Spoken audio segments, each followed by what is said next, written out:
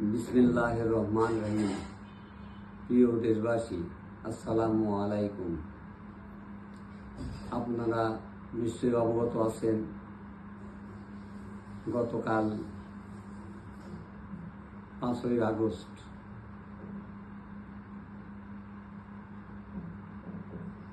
বাংলাদেশের স্বৈরাচারী শাসনের অবসান হয়েছে। কিন্তু দুঃখের বিষয়, 15টা বছর ধরে তিনি স্বৈরাচারী কায়দায় ব্যাংক লুট থেকে শুরু করে মানুষ খুন, গুম, জেল জুলুম দিয়ে রেখেছিলেন।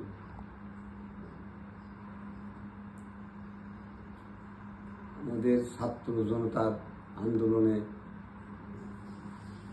অভ্যুত্থান ঘটে তিনি পদত্যাগ করে দেশ ছেড়ে পালিয়ে গেছেন ভারতে। যাওয়ার সময় উনি নিশ্চয়ই এমন কিছু আগের মতো কুকীর্তি করে গেছেন যেগুলো আজকে আমাদের মানুষের জানমালের নিরাপত্তার অভাব বোধ করছি আমরা। কারণ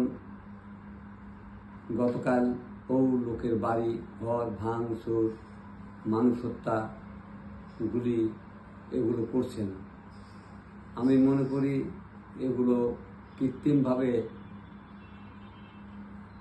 এই আমাদের নতুন প্রজন্মের ছাত্র জনতাকে রুখে দেওয়ার জন্যই তারা এই সমস্ত কর্মসূচি চালিয়ে যাচ্ছেন। তাই আমি সকল দেশবাসীকে হুঁশিয়ার করে বলতে চাই, আপনারা সাবধান থাকবেন। যেখানে পাবেন এই সমস্ত কুচক্রী সন্ত্রাসীদের, সেখানেই তাদেরকে পাকড়াও করে ধরে আইন শৃঙ্খলা বাহিনী, সেনাবাহিনীর কাছে হস্তান্তর করবেন। আমি মনে করি এদেশ আমাদের বহুত আকাঙ্ক্ষিত রক্ত দিয়ে মুক্তিযুদ্ধ করে আমরা দেশ স্বাধীন করেছিলাম। সেই দেশে আজকে যখন এই পরিণতি হচ্ছে, তখন আমরা নিশ্চয়ই আর ঘরে বসে থাকতে পারি না। তাই আমি বলি যে বৈষম্য বিরোধী ছাত্র আন্দোলন, তার সাথে জনতা,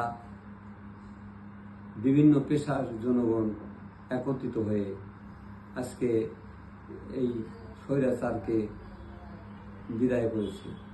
এখন একটি সুষ্ঠু সমৃদ্ধি বাংলাদেশ গড়ে তুলতে হলে আমাদের সাংবিধানিকভাবে আমাদেরকে চলতে হবে, আইন শৃঙ্খলা মেনে। আপাতত কিছুদিন আমাদের নিরাপত্তার চাদরে সারা বাংলাদেশকে ঢেকে দিতে হবে। তাই আমি সেনাবাহিনী সহ সকল আইন শৃঙ্খলা বাহিনীকে আহ্বান করব, আপনারা এতটুকু কার্পণ্য করবেন না। এটা আমার আপনার সবার দেশ মনে করে আপনারা এগিয়ে আসেন। আপনারা সবাই ভালো থাকেন, ভালো থাকার চেষ্টা করবেন, রুখে দাঁড়ান স্বৈরাচারী দোসরদের। আল্লাহ হাফেজ। বাংলাদেশ জিন্দাবাদ।